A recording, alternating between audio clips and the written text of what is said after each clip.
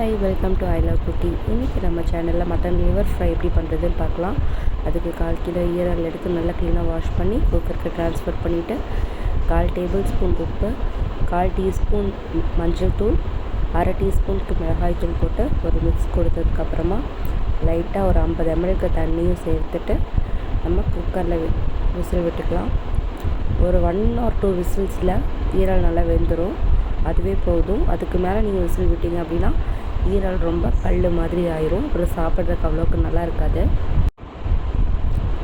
இப்போ whistle of பண்ணி whistle அடங்குற வரைக்கும் வெயிட் பண்ணலாம்.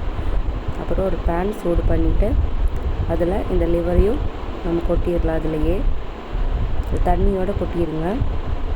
தண்ணியை வேஸ்ட் பண்ணிங்கன்னா அதில் உப்பு மிளகாய் எல்லாம் போயிடும், அதோட சத்துக்களும் போயிடும். அதனால் தண்ணியோட நல்லா ட்ரை பண்ண விடுங்க. இது நல்லா ட்ரை ஆன உடனே ஃபைனலாக ஒரு 2 டீஸ்பூன் அளவுக்கு தேங்காய் எண்ணெய் சேர்த்து நம்ம ஸ்டவ்வை ஆஃப் பண்ணிடலாம். தேங்காய் எண்ணெய் சேர்த்ததுக்கப்புறம் தேங்காய் எண்ணெயோட ஃப்ளேவர் உள்ளே இறங்குற வரைக்கும் நம்ம வெயிட் பண்ணால் போதும். அதுக்கு 1 or 2 minutes ஆகும், அவ்வளோதான். இது நல்லா மிக்ஸ் பண்ணிவிட்டு சர்வ் பண்ணால் ரெடி ஆயிடும். இதுக்கு உங்களுக்கு தேவைப்பட்டால் மட்டும் குருமிளகு தூள் சேர்த்துக்கோங்க. அப்போ டேஸ்ட் இன்னும் நல்லாயிருக்கும்.